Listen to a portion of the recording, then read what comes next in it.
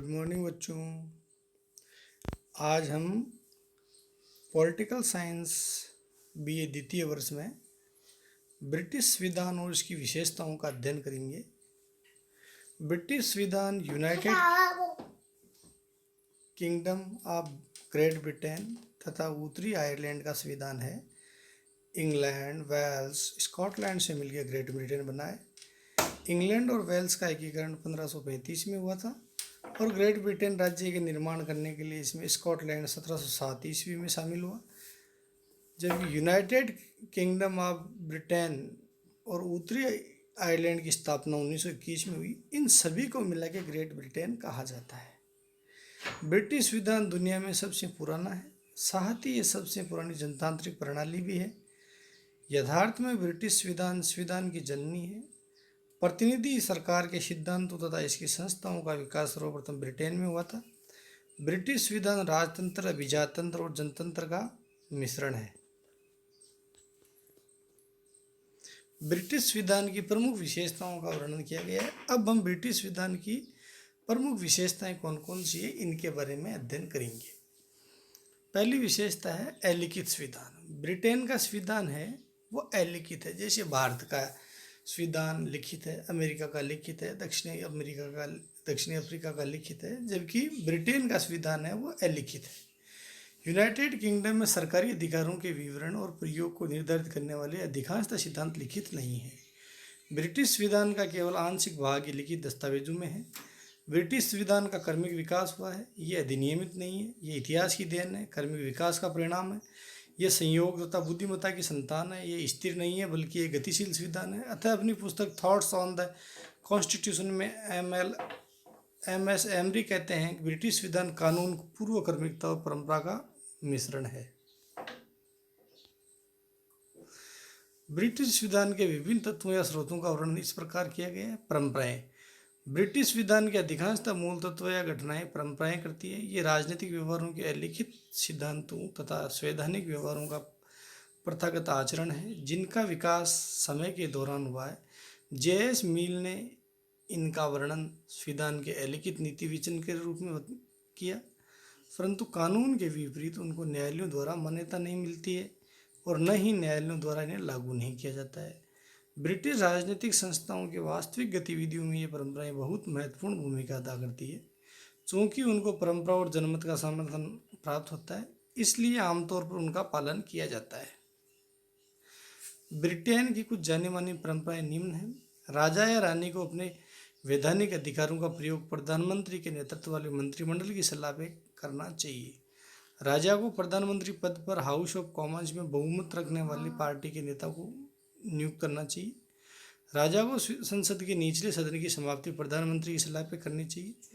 राजा को संसद द्वारा पारित तमाम अध्यादेशों को अपनी स्वीकृति देनी चाहिए। हाउस ऑफ कॉमन्स के प्रति मंत्रिमंडल सामूहिक तथा व्यक्तिगत तौर पर उत्तरदायी है। महान अधिकार पत्र, इनको संवैधानिक घोषणा या संवैधानिक सीमाचन भी कहा जाता है। ये ऐतिहासिक दस्तावेज सम्राट की शक्तियों और नागरिकों की स्वतंत्रताओं को परिभाषित करते हैं। ब्रिटिश संविधान के कुछ मूल पक्षों पर अधिकार उनका उल्लेखनीय प्रभाव है। इन अधिकार पत्रों में महत्वपूर्ण Magna carta 1215, petition of rights 1628, British bill of rights 1689 तथा अन्य अधिनियम एक्ट। वो प्रमुख एक्ट कौन कौन से हैं जो ब्रिटेन में समय समय पे आए। ये ऐसे कानून है जिनका निर्माण ब्रिटिश संसद समय समय पर करती रहती है। ये ब्रिटेन के अनेक राजनीतिक संस्थाओं के सिद्धांतों, उनके कार्यों और संरचनाओं को निर्धारित तथा नियंत्रित करते हैं।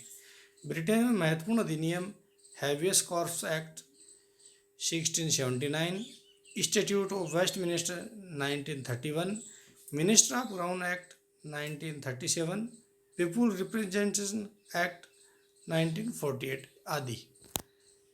चौथी विशेषता है निर्णय विधि। डिसीजन मेथड क्या है। न्यायिक निर्णयों, अधिनियमों और अधिकार पत्रों की व्याख्या करते समय न्यायाधीश कुछ निर्णयों की घोषणा करते हैं।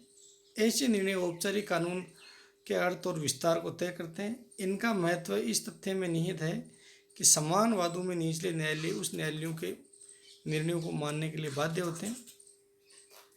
इनमें से कुछ लोगों को संवैधानिक अधिकारों तथा उनकी स्वतंत्रताओं द्वारा तय किया गया है।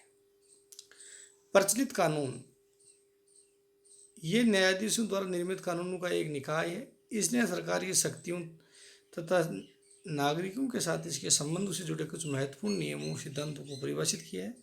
इनको न्यायालयों द्वारा स्वीकार या लागू किया जाता है। डॉक्टर ओक के अनुसार प्रचलित कानून कानूनी बोध तथा उपयोग का वह निकाय है जिसने सदियों से बाध्यकारी और लगभग अपरिवर्तनीय प्रकृति का ग्रहण किए।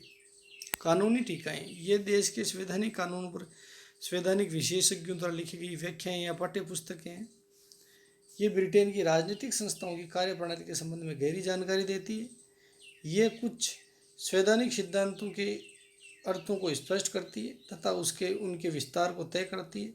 ब्रिटिश संविधान पर कुछ प्रचलित टीकाएं एम वी डाई की law of constitution, Bagehot की इंग्लिश कॉन्स्टिट्यूशन, ब्लैक स्टोन के commentaries on the law of England इत्यादि पुस्तकें प्रमुख है।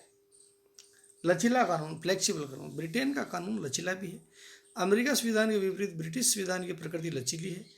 इसमें संशोधन के लिए किसी भी विशेष प्रक्रिया की आवश्यकता नहीं होती। इसमें संशोधन उसी प्रकार से किए जा सकते हैं जिस प्रकार सामान्य कानून बनाए जाते हैं। इस प्रकार ग्रेट ब्रिटेन में संवैधानिक कानून और सामान्य कानून में कोई भेद नहीं है। एकात्मक कानून। ब्रिटेन का संविधान एकात्मक राज्य प्रदान करता है, अतः सरकार की सभी शक्तियां केवल केंद्र सरकार में निहित होती। स्थानीय सरकारों का गठन केवल प्रशासनिक सुविधा के लिए किया जाता है और ये लंदन स्थित केंद्र सरकार के पूरे नियंत्रण में काम करती है। इन्हें इनके प्राधिकार केंद्र से प्राप्त होते हैं। इन प्राधिकारों में शक्तियां किसी भी समय पूर्णतः समाप्त किया जा सकता है। संसदीय सरकार। ब्रिटिश संविधान संसदीय रूप की सरकार प्रदान करता है। इसमें कार्यपालिका विधायिका से संबंध और उसी के प्रति उत्तरदायी होती है। सरकार की ब्रिटिश संसदीय पद्धति की विशेषताएं निम्नलिखित है। राजा नाम मात्र का प्रशासक होता है। असली प्रशासक मंत्रिमंडल है। राजा राज्य का प्रमुख है जबकि प्रधानमंत्री सरकार का प्रमुख है। जिस प्रकार भारत में राष्ट्रपति है वो राज्य का प्रमुख होता है जबकि सरकार का प्रमुख प्रधानमंत्री होता है, उसी तरह राष्ट्रपति की जगह ब्रिटेन में राजा होता है और प्रधानमंत्री की जगह भारत में प्रधानमंत्री, उसी प्रकार ब्रिटेन में भी प्रधानमंत्री। सरकार वह पार्टी बनाती है जिसका हाउस ऑफ कॉमन्स में बहुमत होता है। पार्टी के नेता की प्रधानमंत्री के तौर पर नियुक्ति राजा या रानी द्वारा होती है। यही तरीका भारत में अपनाया गया है। जो भारत का निचला सदन है लोकसभा, उसमें बहुमत दल प्राप्त नेता को राष्ट्रपति सरकार बनाने के लिए आमंत्रित करते हैं और वही नेता प्रधानमंत्री के रूप में नियुक्त होता है। अपने कार्यों के लिए सामूहिक तथा व्यक्तिगत तौर पर मंत्री हाउस ऑफ कॉमन्स के प्रति उत्तरदायी होता है। वे अपने पद पर हाउस अर्थात सदन में बहुमत समर्थन प्राप्त होने तक ही, जब तक प्रधानमंत्री को हाउस ऑफ कॉमन्स या निचले सदन में बहुमत प्राप्त है तब तक वह उस पद पर बना रहता है। राजा रानी प्रधानमंत्री की सलाह पर सदन को भंग कर सकते हैं। मंत्री अर्थात कार्यपालिका के सदस्य ब्रिटिश संसद के भी सदस्य होते हैं। इससे कार्यपालिका और विधायिका के बीच संघर्ष नहीं होता है, उनके बीच बेहतर तालमेल का मार्ग प्रशस्त होता है। संसद की प्रभुसत्ता, सोवर्निटी ऑफ पार्लियामेंट। प्रभुसत्ता का अर्थ है राज्य के भीतर सर्वोच्च शक्ति। ग्रेट ब्रिटेन में सर्वोच्च शक्ति संसद के पास होती है, अतः संसद की प्रभुसत्ता सर्वोच्चता ब्रिटिश संवैधानिक कानून और राजनीतिक प्रणाली का आधारभूत सिद्धांत है। इस सिद्धांत के निम्नलिखित अर्थ होते हैं। ब्रिटिश संसद कोई भी कानून बना सकती है, उसमें संशोधन कर सकती है, उसके स्थान पर दूसरा कानून बना सकती है और उसको निरस्त कर सकती है। डी लोमे कहते हैं कि ब्रिटिश संसद किसी औरत को आदमी और आदमी को औरत बदलने के सिवा कुछ भी कर सकती है, अर्थात वह संप्रभु है, उसके ऊपर किसी का भी कोई अंकुश नहीं है। ब्रिटिश संसद सामान्य कानून बनाने की क्रियाविधि से ही संवैधानिक कानूनों को भी बना सकती है। दूसरे शब्दों में ब्रिटिश संसद की संवैधानिक शक्ति तथा विधि निर्माण शक्ति के बीच कोई वैधानिक भेद नहीं है। कानून का शासन ब्रिटेन में और भारत में दोनों जगह कानून का शासन है।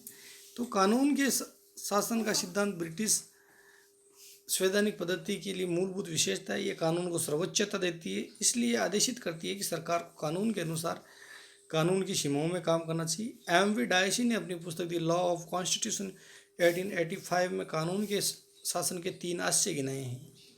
निरंकुश सत्ता की अनुपस्थिति, अर्थात किसी भी व्यक्ति को कानून तोड़ने की स्थिति में दंडित किया जा सकता है।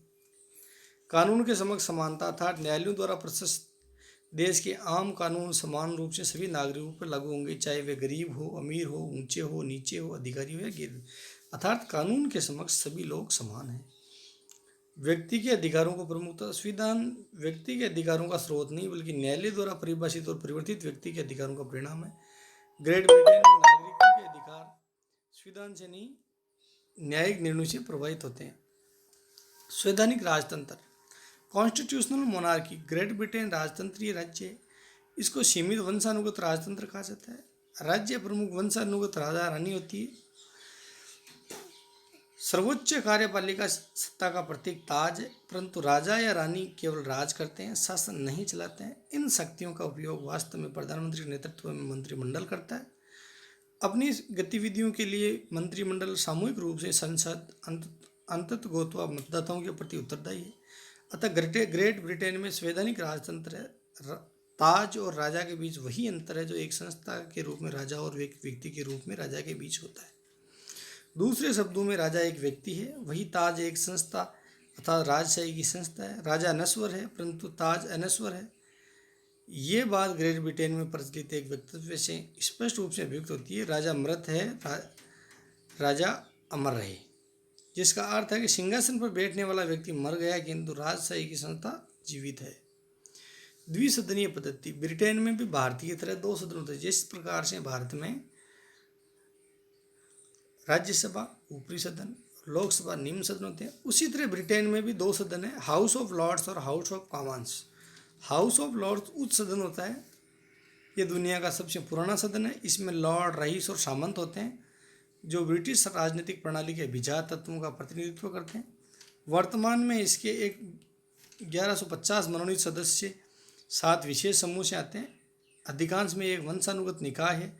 हाउस ऑफ कॉमन्स निचला सदन है, लेकिन यह हाउस ऑफ लॉर्ड्स से अधिक महत्वपूर्ण और शक्तिशाली है। ये दुनिया की सबसे पुरानी लोकप्रिय विधायी संस्था है। इसका गठन आम वयस्क मताधिकार के आधार पर लोगों द्वारा निर्वाचित प्रतिनिधियों द्वारा होता है। वर्तमान में हाउस ऑफ कॉमन्स में इंग्लैंड, वेल्स, स्कॉटलैंड, उत्तरी आयरलैंड से निर्वाचित 659 प्रतिनिधि होते हैं।